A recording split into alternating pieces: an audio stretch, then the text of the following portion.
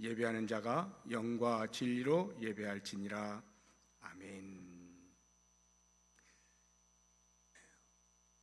두 절 말씀을 읽었지만 이 본문이 이야기하고 있는 하나의 문단은 1절부터 26절까지로 구성이 되어 있습니다. 우리가 잘 아는 예수님과 한 사마리아 여인과의 대화가 나와 있는 문단입니다.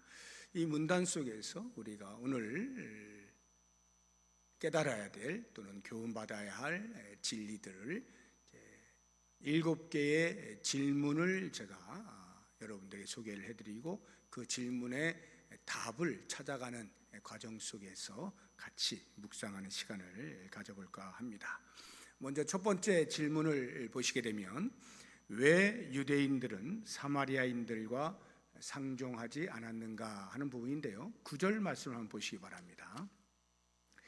사마리아 여자가 이르되 당신은 유대인으로서 어찌하여 사마리아 여자인 나에게 물을 달라 하나이까 하니 이는 유대인이 사마리아인과 상종하지 아니함이로라. 유대인과 사마리아인은 상종하지 않았던 것을 볼 수가 있는데 왜 그러할까를 이제 먼저 이 본문의 말씀의 배경 이해를 위한 질문의 답을 한번 찾아보도록 하겠습니다. BC 722년에 북이스라엘이 아수르에 의해서 멸망을 당합니다. 당시 아수르는 강대한 제국이었습니다.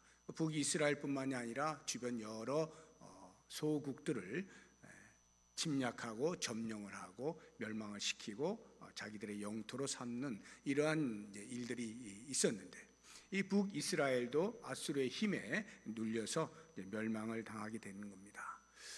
이때에 이 아수르가 그 정복한 나라들을 어떻게 다스렸는가 할 때에 기본적으로 이주 정책을 씁니다. 전쟁을 하는 중에 그 나라 사람들을 많이 죽였겠죠. 또 살아남은 사람들 가운데 자기 나라로 포로로 잡아가는 일들도 있을 것이고요. 또 일부는 남겨두면서 별 힘을 쓸 수 없는 그러한 사람들을 남겨두죠. 그리고는 그나마도 결집할 수 없도록 다른 곳에 점령하였던 나라의 사람들, 그러니까 북이스라엘로 볼 때는 이방인들을 그 땅으로 이주하게 하는 겁니다. 그래서 그 속에서 섞여 살도록 만드는 거죠. 그러면 자연스럽게 서로 결혼을 하게 되어지고 이제 혼혈인이 나오게 되죠.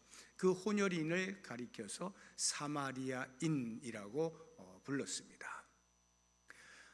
단순히 인종이 섞여서 혼혈인이 나온 것이 문제가 아니라 그렇게 다른 나라 사람들이 들어오게 되면서 자연스럽게 그 나라에서 그들이 익혔던 습관들, 문화들을 가지고 오고 또 우상들도 가지고 오게 되면서 그래도 어찌되었거나 여호와 하나님을 섬겼던 북이스라엘 그 땅에 이제는 혼합주의가 양산이 되게 되는 것입니다. 이러한 일이 있다 보니까 정작 남유다에 있던 사람들도 BC 586년에 바벨론에 의해서 멸망을 당하기는 합니다만 그들이 포로로 잡혀가서 바벨론에서도 남유다 사람들은 자기들의 신앙을 지켜보려고 몸부림을 쳐요. 그래서 회당을 만들기도 하고 어찌하든지 여호와 신앙을 가지려고 애를 써요. 그래서 70년의 포로 생활을 마치고 귀환을 했을 때 그들이 제일 먼저 한 것이 성전을 건축하는 일이었는데, 이때에 그 사마리아에 있던 사람들, 북이스라엘 사람들, 그러나 섞여 있는 혼혈인들, 혼합주의에 젖어 있는 그 사람들이 우리도 여호와 신앙을 가지고 있는 사람들이니까 우리도 이 성전을 건축하는 일에 동참할 수 있게 해달라 하고 제안을 할 때에 귀환한 남유다 백성들이 안 됩니다 하고 거절을 해요. 그 거절의 이유가 바로 이와 같은 혼합주의 때문에 그런 것입니다. 우리 열왕기하 17장 33절 보시게 되면 이와 같이 그들이 여호와도 경외하고, 여기 그들은 이제 사마리아 땅에 거주하고 있는 혼혈인들을 말하는 거예요. 여호와도 경외하고 또한 어디서부터 옮겨왔든지 그 민족의 풍속대로 자기의 신들도 섬겼더라. 이렇게 혼합주의가 발생했단 말이죠. 그래서 그들이 거절을 하는 거예요. 에스라서 4장 2절 3절을 보시게 되면 스룹바벨과 족장들에게 나와 이르되, 사마리아 땅에 사는 사람들이 이들에게 이제 귀환한 사람들에게 나와서 말합니다. 우리도 너희와 함께 건축하게 하라. 우리도 너희같이 너희 하나님을 찾노라. 아수르 왕 에살핫돈이 우리를 이리로 오게 한 날부터 우리가 하나님께 제사를 드리노라 하니, 스룹바벨과 예수아와 기타 이스라엘 족장들이 이르되, 우리 하나님의 성전을 건축하는데 너희는 우리와 상관이 없느니라. 바사왕 고레스가 우리에게 명령하신 대로 우리가 이스라엘의 하나님 여호와를 위하여 홀로 건축하리라. 왜요? 그들은 이미 혼합주의에 젖어 있어서 순수 여호와 신앙을 지켜내지 못했기 때문에 여호와 신앙을 위한 성전 건축에 동참할 수 없다고 거절을 한 것입니다.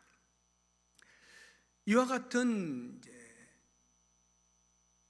남유다 사람들과 북이스라엘 사람, 북이스라엘이 이미 이제 섞여 있습니다만, 이들 사이에는 이미 이때로부터 적대감이 생겨나기 시작한 거죠. 그리고는 수백 년이 흘러서 예수님이 사역하시던 그 당시까지 계속해서 이 적대감이 이어져 내려왔던 거예요. 그래서 그 오랜 세월 동안에 남유다 사람들과 북이스라엘 그 사마리아 사람들은 서로 상종하지 않게 된 것입니다. 그럼 이제 두 번째 질문을 보실 때, 예수님께서 사마리아 여인을 만난 것은 우연인가? 지나가다가 어쩌다가 우물 곁에 계셨는데 거기서 어쩌다가 우물 곁에 온 그 여인과 만나게 된 것이냐 할 때 답은 아니다. 예수님의 의도가 있었어요. 다시 말하면 여인을 만나시기 위하여 일부러 사마리아 땅으로 행보를 하신 거예요. 이게 무슨 말이냐 하면, 평상시 남유다는 그 이스라엘 땅을 볼 때에 남쪽에 있는 것이고 북이스라엘은 당연히 북쪽에 있는 것이죠. 이 북쪽이 지리적으로 볼 때 제일 북쪽을 갈릴리 지역이라고 하고 중간쯤을 사마리아 지역이라고 합니다. 이 사마리아 지역과 갈릴리 지역이 북이스라엘 땅이었던 거죠. 남유다가 이 유대 지역인데, 유대 지역에 있는 사람들, 남유다 사람들이 혹시 일이 있어서 북쪽으로 올라가려 할 때에는 사마리아를 거쳐가면 직진으로 바로 갈 수 있는데도 불구하고 상종하지 않는 일 때문에 요단강 동쪽으로 우회하여서 간 거예요. 사마리아 지역을 지나가지 않는 것입니다. 그런데 예수님께서는 일부러 이 여인을 만나시기 위하여 사마리아 지역을 통과하여 가시는 것이고요, 거기에 우물을 발견하고 그 우물 곁에 앉아 쉬시는 거예요. 물론 성경에서는 예수님이 피곤하여 우물 곁에 앉아 쉬셨다라고 표현하고 있지만, 전체적으로 보게 되어지면 그래서 어떻게 하다 보니 거기서 우물물을 길러 나온 여인을 만난 것이 아니라 이 모든 것이 여인을 만나기 위한 계획되어진 행보라고 하는 것을 알 수가 있어요. 그 결정적인 단서가 8절에 나옵니다. 8절을 보시면, 이는 제자들이 먹을 것을 사러 그 동네에 들어갔음이로라. 우물 곁에 계실 때에 제자들은 먹을 것을 얻기 위하여서 동네로 가서 아무도 없는 상태, 오직 예수님만 계셔요. 그때 이 사마리아 여인이 오는 거예요. 기가 막힌 타이밍이죠.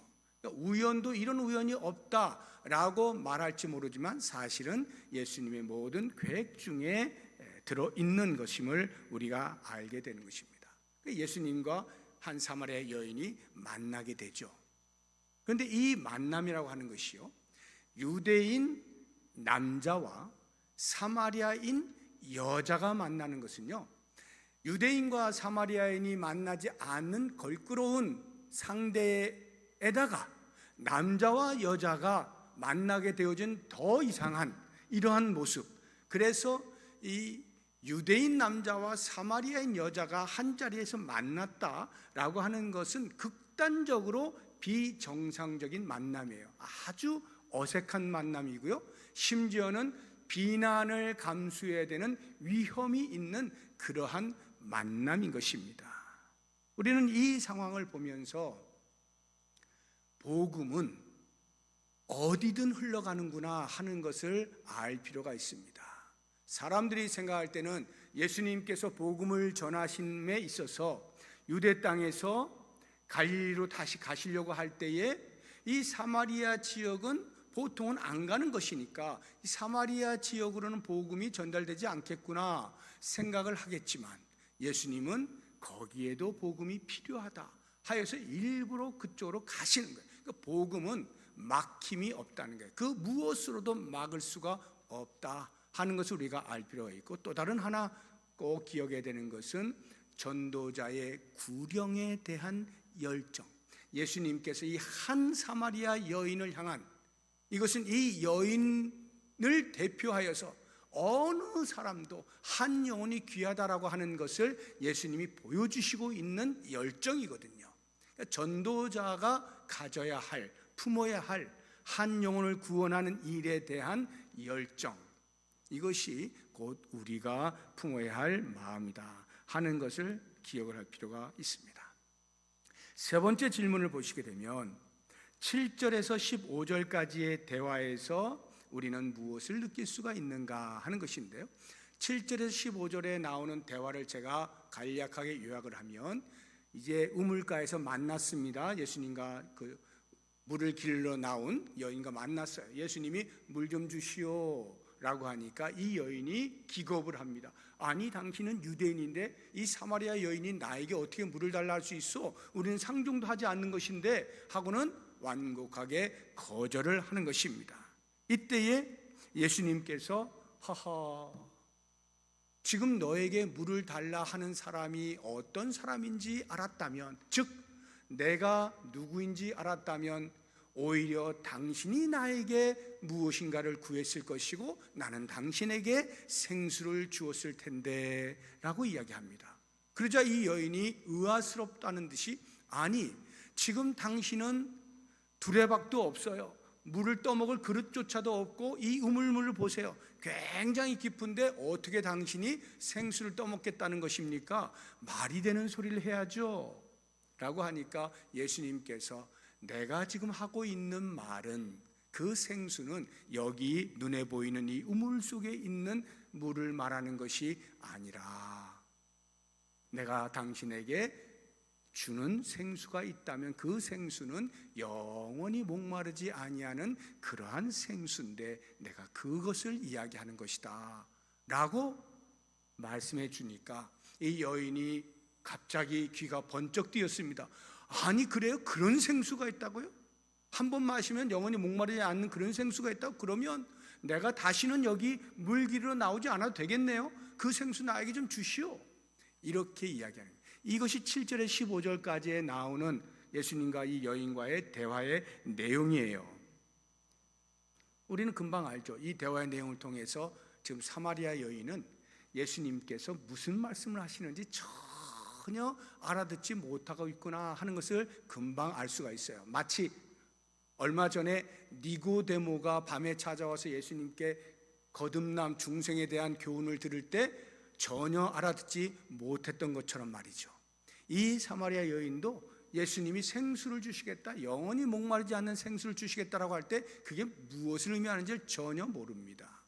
그래서 우리는 이와 같은 말씀을 통해서 예수님의 말씀에 대하여 알기 위해서는, 그 영적인 의미가 무엇인지 알기 위해서는 영적인 눈과 영적인 귀가 열려 있어야 되고 영적인 마음이 열려 있어야 가능하다는 것을 알게 되는 거죠. 우리가 하나님의 말씀인 성경을 대할 때 그냥 좋은 양서, 교양서적 정도로 읽어나가면 겉에 나타나고 있는 교훈들은 얻을 수 있을지 모르지만 그 안에 담겨있는 영적인 진리들, 영적인 의미들은 다 파악하지 못해요. 그래서 우리는 언제나 성경을 대할 때마다 간절히 기도하는 거죠. 주님, 제 영의 눈이 열리게 해주십시오. 제 영의 귀가 열리게 해주십시오. 제 영의 마음이 활짝 열려서 주의 말씀을 깨닫고 인지하고 이 신비에 새길 수 있도록 도와주십시오 라고 하는 기도와 함께 하나님의 말씀을 읽어 나갈 때 그 속에서 우리를 향하신 하나님의 음성을 들을 수가 있게 되는 거죠. 네 번째 질문을 보겠습니다.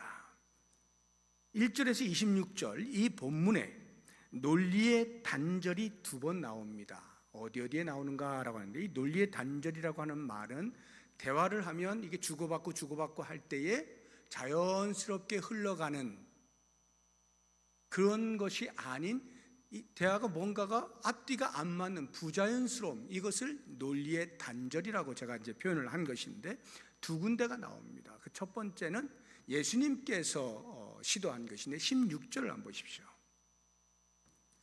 16절을 보시게 되면 이르시되 가서 내 남편을 불러오라. 지금 제가 방금 전에 7절에서 15절 사이의 내용을 요약을 해드렸잖아요. 생수에 관련되어진 그러한 이제 말씀들이 오고 갔단 말이죠. 근데 이 여인은 전혀 못 알아듣죠.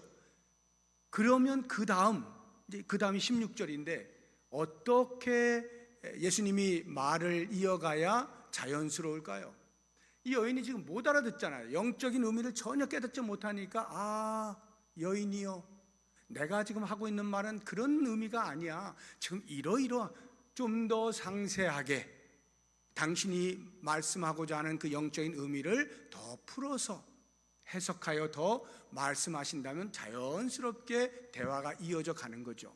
그런데 뜬금없이 생수 이야기를 하다 말고 너 남편 데리고 와라 라고 말씀을 하시는 것은 대화상 전혀 어울리지가 않죠. 이어지지가 않잖아요. 갑자기 엉뚱한 소리를 하는 거죠. 그런가 하면 이와 같은 모습이 한 군데 더 나와요. 근데 이번에는 이 사마리아 여인이 또 논리의 단절을 시도하는데요. 20절 보시기 바랍니다. 우리 조상들은 이 산에서 예배하였는데 당신들의 말은 예배할 곳이 예루살렘에 있다 하더이다. 예배 장소에 대해서 이야기를 하잖아요. 근데 그 전에 예수님과 이 사마리아 여인과의 이야기는 뭐냐? 남편에 대한 이야기예요. 남편 불러오라 하니까 저는 지금 남편이 없습니다. 그래, 네가 한 말이 옳다. 거짓말을 하지 아니하였구나. 너 전에 남편 5명이나 있었지. 지금도 같이 사는 남자가 있는데 네 남편은 아니지. 네가 거짓말을 하지 않았구나. 이렇게 이야기하신 거거든요.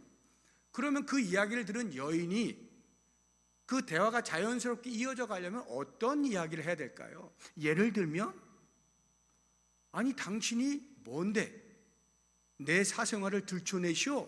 이렇게 기분 나빠하거나, 아니면 더 있다가는 더 큰 자기의 치부가 드러날까 싶어서 그만 이야기합시다 하고 말을 끊거나, 아니면 아니 도대체 그 사실을 어떻게 알아서 누구를 통해서 안 것이요? 하고 따지듯이 추궁을 하는 것이 대화의 흐름상 자연스러운 거죠.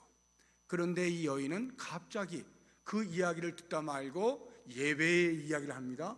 우리들은 이 산, 그리심산을 말하는데 이 그리심산에서 예배하는 것이 맞다라고 하는데 당신들은 예루살렘에서 예배해야 된다고 하는데 도대체 어디가 맞는 말이요? 갑자기 예배 장소를 왜 이야기하느냐 이 말이에요. 논리의 단절을 가지고 온 거죠. 그래서 이제 우리가 5번째 질문으로 이제 넘어가게 되면, 논리의 단절을 통해 우리가 무엇을 할 수 있는가 하는 거예요. 그럼 첫 번째, 예수님이 시도한 그 논리의 단절, 생수 이야기를 하다 말고 갑자기 남편을 데리고 와라고 하신 이것은 여인의 마음 깊은 곳에 오랜 세월 동안에 눌려져 있었던 본성적인 갈증, 궁극적인 갈증, 그 갈증을 일깨우시기 위하여 이 질문을 던지는 거예요. 무슨 말이냐 하면, 남편을 데려오라 할 때에 처음 만난 사람 아닙니까? 처음 만난 사람이 자기의 사생활에 대하여 무엇인가를 이야기하고 마치 다 아는 듯한, 그리고 실제로 얘기를 해보니 정말 다 아는 이러한 일이 벌어지게 될 때, 야, 이 사람 봐라, 보통 사람이 아니네, 범상치가 않네 하면서 혹시 이 사람이라고 한다면 내가 오랜 세월 동안 궁금해하고 이게 도대체 뭘까 답을 얻고자 애를 써왔던 그것에 대하여 혹시 답을 줄 수 있지 않을까라고 하는 이 궁극적인 갈증, 그것을 예수님이 그 질문을 통하여서 깨우쳐주는, 탁 튀어나오게 만드시는 거죠. 그래서 두 번째 여인의 시도의 논리의 단절을 통해서 볼 때 그 여인이 가지고 있었던 궁극적인 갈증, 오랜 세월 동안에 궁금해했던 그것이 무엇이냐라고 하는 것을 이 여인의 입술을 통하여서 우리에게 알려주는 거죠. 이 여인의 마음속에는 예배에 대하여 매우 오랜 세월 동안 궁금해했구나. 어디서 예배를 드려야 하나님이 기뻐하시는 예배를 드릴 수 있는 것인가? 이 부분에 대하여 우리 조상들은, 그러니까 사마리아 북이스라엘, 이 사마리아 사람들은 사마리아 땅에 있는 그 그리심산에서 예배하는 것이야말로 옳은 것이다라고 오랜 세월 동안 얘기해 왔는데, 저 남유다에 있는 사람들은 예루살렘이라고 이야기하니 도대체 어디가 정말일까? 어디서 예배해야 정말 하나님을 바르게 예배하는 것일까? 이것에 대해서 오랜 세월 궁금했단 말이죠. 그 예배가 그 여인의 마음속에 있었던 궁극적인 갈증, 본성적인 갈증이었다라고 하는 것을 알게 되는 거예요. 예배가 뭐예요? 우리의 경배의 대상을 찾는 거잖아요.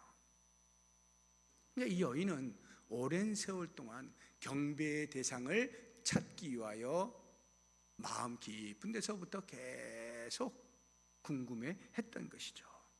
그렇다고 한다면 이제 여섯 번째 질문 속에서 왜 예배가 인간의 본성적 갈증인가?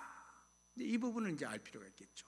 왜 예배가 우리 인간의 본성적이라고 하는 건 본능적으로라는 말이에요. 본능 속에 심겨져 있는 거예요. 경배의 대상을 찾는 게 본능 속에 심겨져 있단 말이죠. 그러니까 예배가 왜 본성적 갈증이냐라고 하는 것인데, 이제 생각을 해보세요. 우리 인간이 지음 받을 때 하나님께서 천지 만물을 지으시고 마지막 6일째 인간을 지으시면서 보시기에 흐뭇했잖아요. 좋았더라 이렇게 말씀하셨잖아요. 왜? 인간은 당신의 형상을 따라 만드셨거든요. 당신의 형상을 따라 만들었다는 말은 영원토록 인간과 하나님께서 교제하며 사시겠다라고 하는 목적을 가지고 지으셨다는 것이고, 그 교제가 대등한 관계가 아니라 창조주와 피조물의 관계니까, 창조주와 피조물 사이의 교제라고 하는 것은 피조물이 영원토록 영원하신, 영원토록 거룩하신, 영원토록 전능하신, 영원토록 창조주이신 여호와 하나님을 경배하는 것으로 교제하고, 그 교제 속에서 인간은 최고의 만족과 행복을 누릴 수 있도록 하나님이 창조하셨단 말이죠. 그러니까 인간은 본능적으로 하나님을 경배함으로써만 최고의 행복을 누리도록 지음받았기 때문에, 죄로 인하여서 경배의 대상인 여호와 하나님을 잃어버리고 찾지 못하고 방황은 하지만 본능 속에 숨겨져 있던 누군가를 경배해야 된다라고 하는 이 갈증은 없어지지 않으니까 하나님을 찾지 못하는 그 발걸음이 다른 경배의 대상을 찾게 되어 있는 거죠. 그래서 우상들을 찾게 되어 있는 거예요. 누구나 이 땅에 있는 사람은 누군가를 경배하고자 하는 마음이 본능 속에 숨겨져 있는 거예요. 제가 이런 말씀을 드리면 어떤 분들은 이렇게 이제 반박을 하기도 해요. 이 땅에 무신론자도 있지 않느냐? 신을 섬기지 않는, 신을 무시하는 무신론자들이 있지 않느냐? 그럼 그들은 뭔가? 이렇게 말씀하신 분이 계셔요. 무신론자, 신이 없다라고 이야기하는 자, 그러면 그들에게는 경배 대상이 없느냐? 그렇지 않습니다. 자기 자신이 경배의 대상이에요. 다시 말하면 나는 무슨 신을 경배 그런 거 싫어, 내가 원하는 거 하다가 살다가 가면 되는 거지 하고는 자신이 추구하는 바가 있어요. 그것이 돈이면 돈, 명예면 명예, 권력이면 권력, 인기면 인기, 쾌락이면 쾌락, 지식이면 지식, 무엇이 되었든지 나는 이렇게 살다 가면 멋있는 인생이라고 생각해 하고 추구하는 바, 그것이 곧 그 사람에게 경배의 대상이 되는 거예요. 모든 사람은 본능 속에 누군가를 또는 무엇인가를 경배하도록 지음을 받았어요. 거기서 피할 수 있는 사람이 아무도 없다 이 말이에요. 그렇다고 하면 이제 우리가 우리의 삶을 돌아볼 때, 우리의 지위를 돌아볼 때, 우리의 신분을 돌아볼 때 예수 그리스도를 통하여서 여호와 하나님을 알게 되었잖아요. 예수 그리스도를 통하여 여호와 하나님이 우리의 창조주이심을 깨닫게 되었잖아요. 그래서 우리의 경배 대상은 다름 아닌 여호와 하나님이시구나 하는 것을 알게 되었잖아요. 이보다 더 큰 행복과 기쁨이 어디에 있어요? 너무나 놀라운 사실이죠. 그리스도의 십자가의 은혜로 말미암아 우리의 경배의 참 대상을 알게 되어지고 그분을 경배하는 삶을 살게 되니 이보다 더 큰 행복이 어디 있느냐 말이에요. 그래서 우리가 말하잖아요. Jesus is the answer. 예수님이 대답이시다. Jesus is real. 예수님이 진짜이시다. Jesus is enough. 예수님 한 분으로 나는 충분해. Jesus is all. 예수님이 내 삶의 전부야. 이런 고백을 할 수밖에 없는 거죠. 성도는 바로 이런 자긍심을 가지고 사는 사람들이에요. 이 땅의 사람들이 어떻게 판단하고 어떻게 평가하는가가 중요한 게 아닙니다. 우리는 모든 것을 가진 자, 예수님이 전부인 그 예수님을 나의 구세주로 고백하며 경배의 대상이신 여호와 하나님 앞에 나와서 언제든지 예배할 수 있는 자라고 하는 이 자체 하나만으로도 이미 우리는 충분히 기뻐하고 만족하고 행복할 수 있는 사람들인 것이에요. 그래서 마지막 7번째 질문을 보시면 나는 예배를 어떻게 생각하고 있는가? 나는 예배를 어떻게 생각하고 있는가? 여러분들 오늘도 이렇게 예배 자리에 나왔잖아요. 어떤 생각을 가지고 예배 자리에 나오셨느냐 하는 거예요. 예배는요, 우리가 무엇을 하는 행위 이전에 누군가와의 관계라고 하는 것을 인식할 필요가 있어요. 우리가 예배하는 이 행위 이전에 내 경배의 대상이신 여호와 하나님과의 나의 관계에 대한 인식, 여기서부터 예배가 출발한다는 거예요. 다시 말하면 예배 가운데 나는 언제나 영이신 하나님을 영으로 예배할 때 그 의미는 하나님을 하나님 되게 한다 하는 거예요. 하나님을 하나님 되게 하는 것, 이것이 예배예요. 우리가 찬양을 통해서 하나님께 영광을 돌린다 하는 것, 하나님을 하나님 되게 하는 거예요. 피조물인 우리가 창조주이신 하나님을 하나님 되게 하는 이것이 곧 예배라는 말입니다. 그래서 이 예배는 비단 이렇게 공동체로 함께 모여서 공적으로 예배드리는 이 예배뿐만이 아니라 우리의 일상의 삶 가운데 현장 속에서 살아내는 삶 자체가 다 예배가 되는 거예요. 어디에 있든지 무엇을 하든지 언제든지 하나님을 하나님 되게 하는 삶을 살아내는 이것이 전부 예배자의 모습이어야 하는 거죠. 그래서 우리의 삶은 나는 예배자다라고 할 때에 예배 시간에 나올 때마다 하나님을 하나님 되게 하고자 하는 마음을 가지고 나와 겸손히 하나님의 영광 앞에 무릎을 꿇는 이와 같은 모습과 일상의 삶으로 돌아가서 현장 속에서 그리스도의 성품을 따라 하나님을 하나님 되게 하는 그 거룩의 삶을 잘 살아내므로 예배자로 사는 것, 이것이 우리의 본분이라 하는 것을 꼭 기억하시면서 멋지고 아름다운 주님께서 우리를 보시고 흐뭇해 하실 만한 그러한 예배자로 살아갈 수 있기를 주의 이름으로 축복합니다. 우리 같이 이제 말씀을 생각하면서 기도할 텐데 그 전에 찬양 같이 하도록 하겠습니다. 나는